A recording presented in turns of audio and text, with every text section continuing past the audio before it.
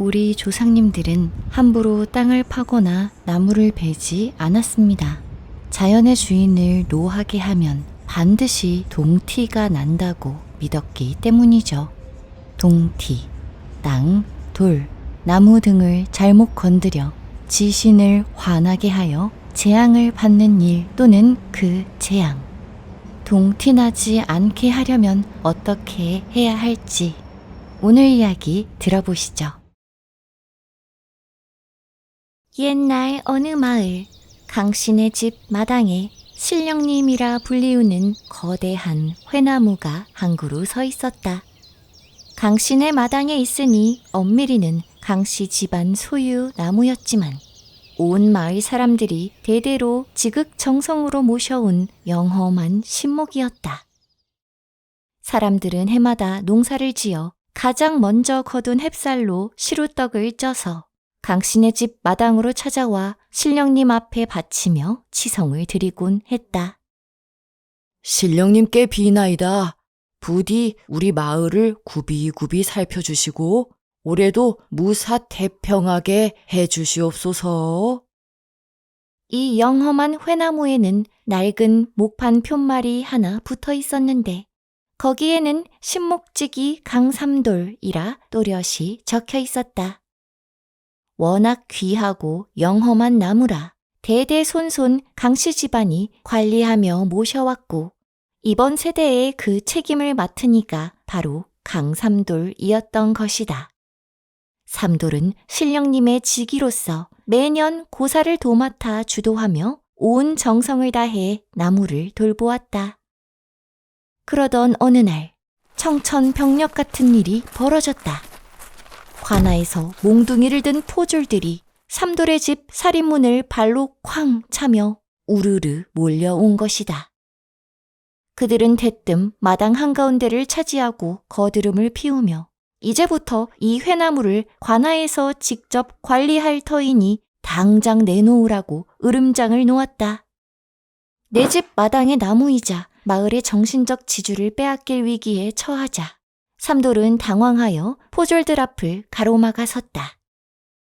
아이고, 나리들. 신령님은 아무나 함부로 모실 수 있는 분이 아닙니다. 자칫 잘못했다가는 필시 큰 동티가 날 터인데 어찌하려고 이러십니까?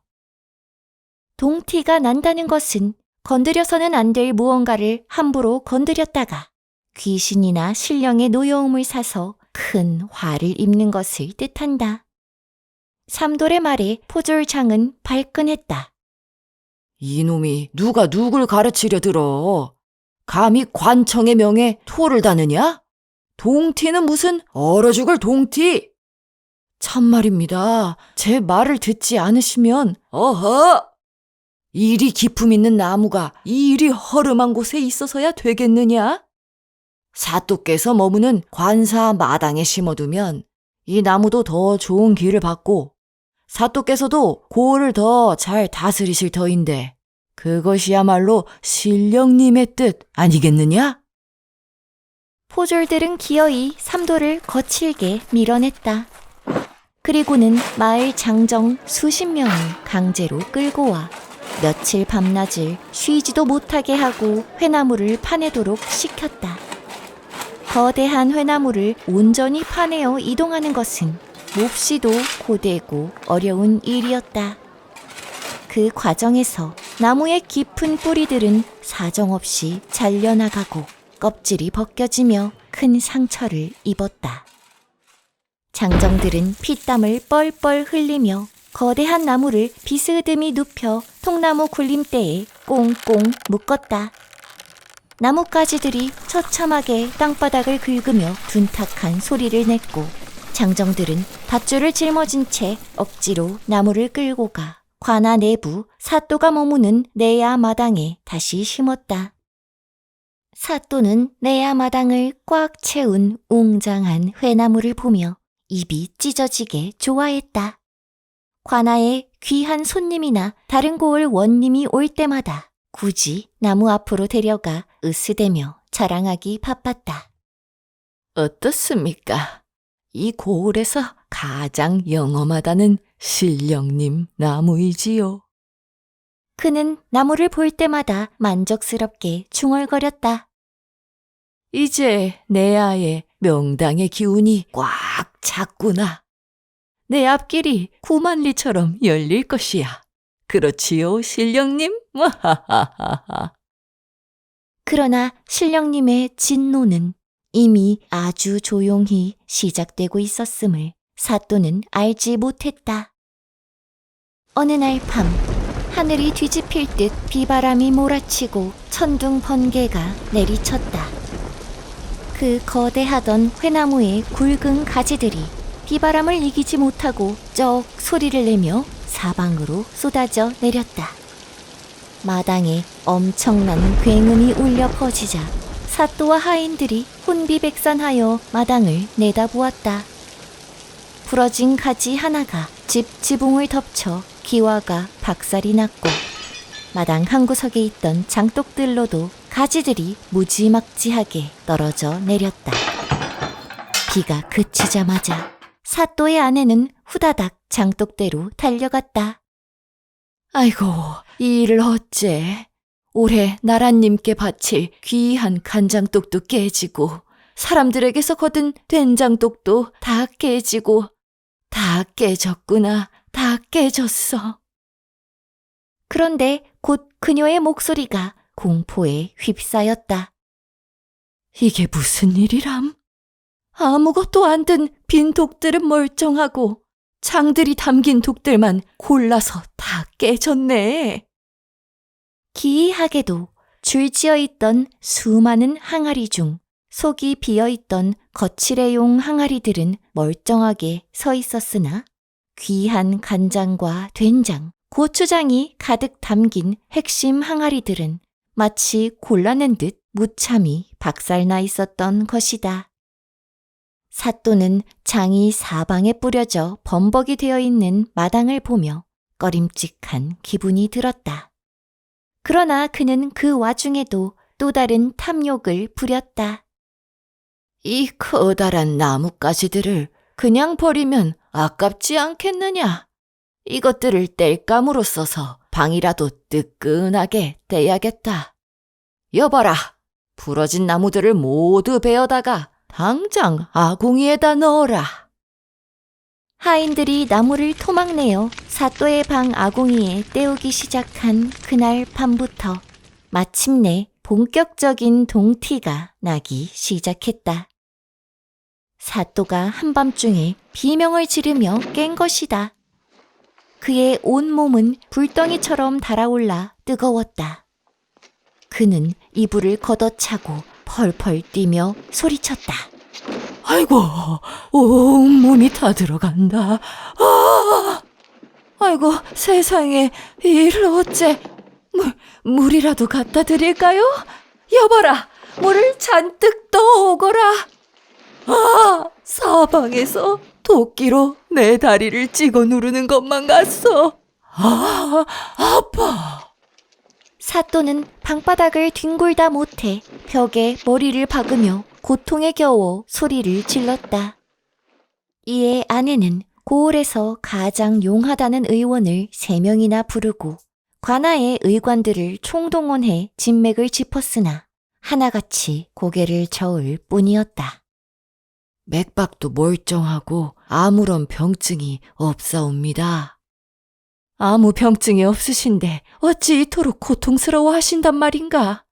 이제는 힘도 없으셔서 눈도 못 뜨시는데.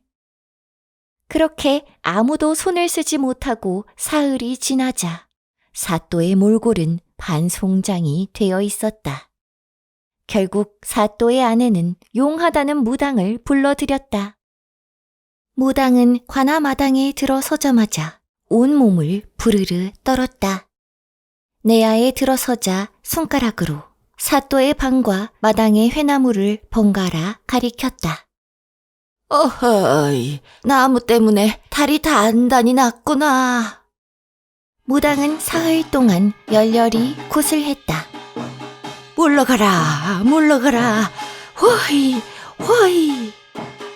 그리고 이 굿이 효과가 있는 듯 사흘 동안은 사또의 병세도 잠잠해지는 듯 했다.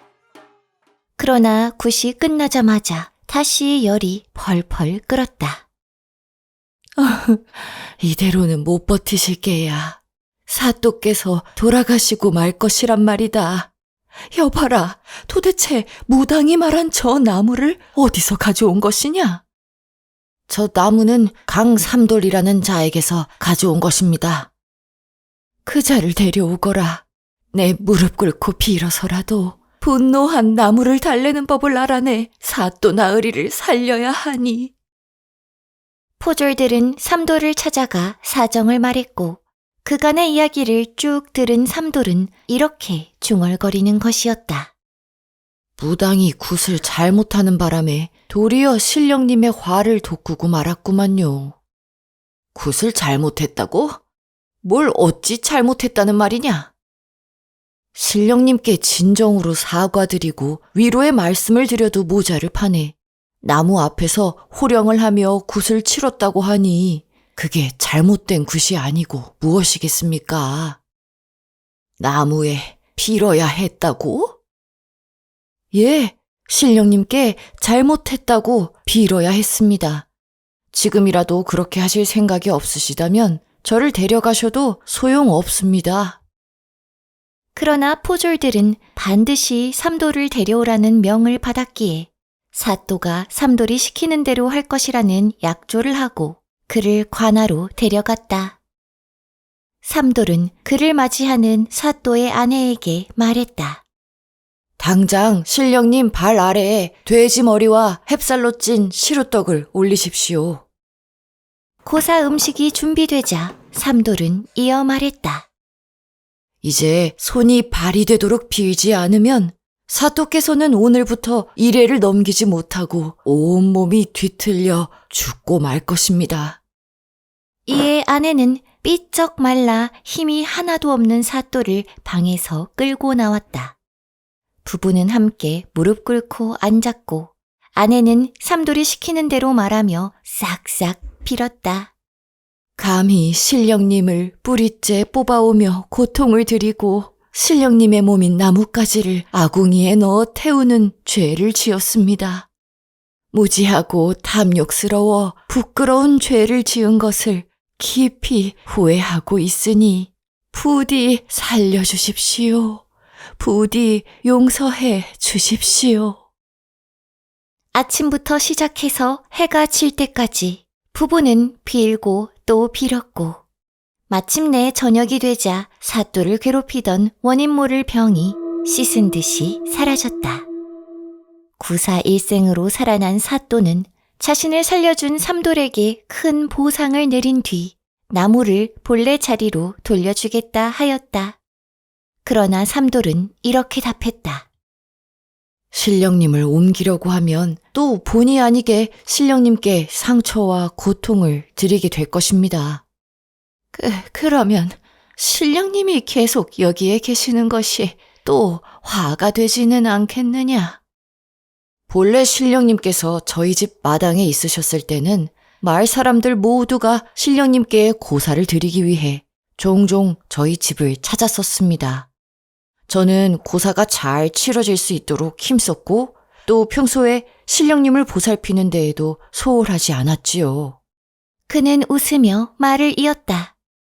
사또께서 제가 해왔던 일들을 저보다 더 정성 들여 잘 해내신다면 신령님께서도 새로운 보금자리에 정을 붙이실 것이고 동티날 일도 없을 것입니다. 그래? 그렇다면 알겠다. 내 책임지고 신령님 모시는 일을 이어받겠다. 이후 사또는 신령님께 고사를 지내는 날마다 그 누구보다 분주했다.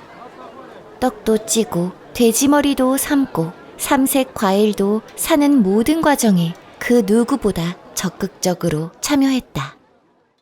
신령님 드릴 과일인데 제일 빨갛고 이쁜 것으로 사야지. 보자, 연엄이 좋겠다. 그리고 태풍에 나뭇가지가 부러지더라도 그것들을 절대 땔감으로 쓰지 않았다. 그는 일꾼들을 시켜 부러진 나무를 모두 지게에 지고 깨끗하고 높은 산에 가져가 차곡차곡 쌓아두도록 했다. 그것이 신성한 신령님을 대하는 옳은 태도라 생각한 것이다. 시간이 지나자 산에 쌓아둔 나뭇가지 사이로 다람쥐와 족제비가 드나들었고 썩어가는 나무에는 벌레들이 모여들었다. 새들은 그 벌레를 쪼아 먹었고 작은 짐승들은 비바람을 피할 보금자리로 삼았다. 나무 조각들이 산속 생명들에게 좋은 집이자 먹을거리가 되었던 것이다. 신기하게도 이후로는 태풍에 나뭇가지가 부러지더라도 나뭇가지에 지붕이 부서지는 일이 없었다. 또한 장독대로 떨어지더라도 빈 항아리 위로만 떨어져 장들은 무사하니 사또는 과연 신령님의 힘이라며 더더욱 극진히 모셨다고 한다. 우리 아이의 독서 습관을 위한 달빛 이야기 극장 민담편 도서도 잊지 마세요.